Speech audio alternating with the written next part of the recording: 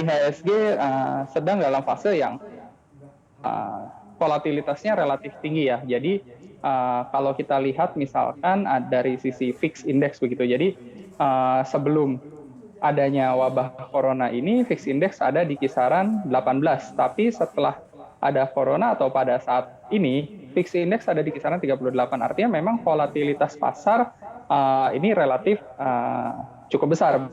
Jadi sangat mungkin dengan kita lihat pergerakan IHSG yang dalam satu hari bisa turun 3%, tapi di hari yang kemudian, jadi besoknya misalnya bisa langsung naik 3% lagi. Jadi memang volatilitas yang sangat besar itu menyebabkan akan mudah atau akan banyak terjadi perputaran nilai kapitalisasi pasar, terutama di perusahaan-perusahaan berkapitalisasi besar. Karena dalam kondisi saat ini memang appetite investor terhadap saham akan cenderung fokus kepada saham-saham berkapitalisasi besar. Oke, kalau yang terjadi di gudang garam ini lebih ke sentimen apa nih, Mas Faldi, begitu ya? Kalau dilihat dari secara keseluruhan kan kita juga tahu begitu ya, ini adalah sektor consumer dan biasanya memang agak cukup kuat sebenarnya ya, apalagi ada duonya ini, gudang garam dan juga HM Sampurna. Untuk kondisi dari sisi cap-nya ini, kapitalisasinya ini, kalau kita lihat dari mana sentimen yang paling cukup memberatkan?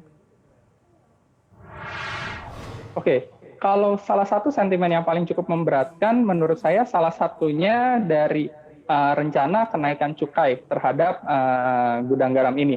Tapi di awal tahun sebetulnya gudang garam sempat mencatatkan rebound ya setelah penurunan dari adanya rencana kenaikan cukai. Sebetulnya GGRM sempat mencatatkan ada rebound di situ, tapi walaupun memang belum menutup gap down yang terjadi waktu itu. Tapi ya setelah itu terjadi penyebaran wabah corona di Indonesia.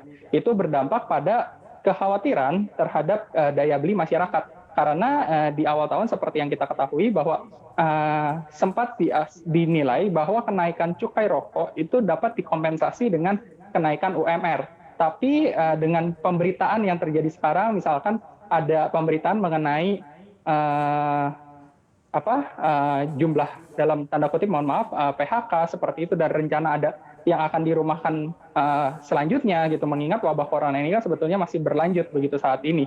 Nah, ini memberikan salah satu sentimen negatif untuk gudang garam, di mana sebagai barang consumer atau di sektor consumer good, gudang garam ini sangat terpengaruh dengan daya beli masyarakat. Sementara dengan adanya isu tersebut itu dapat berdampak negatif terhadap daya beli masyarakat. Mungkin dari situ salah satu penyebab kenapa saat ini bisa keluar dari saham berkapitalisasi besar begitu. Kalau kita coba sedikit compare dengan peers-nya, Mas Faldi, misalnya dengan HM Sampurna begitu, sama-sama juara dan sama-sama cap-nya besar begitu untuk sektor consumer khususnya rokok ini seperti Betul. apa? Untuk GGRN sebetulnya kalau kita bandingkan dengan comparison-nya yang paling dekat itu kan HMSP. Sebetulnya gudang garam ini masih menarik, di mana kalau kita cermati saat ini price to earning ratio gudang garam itu masih di 7,88 dengan return to equity yang mencapai 21,36.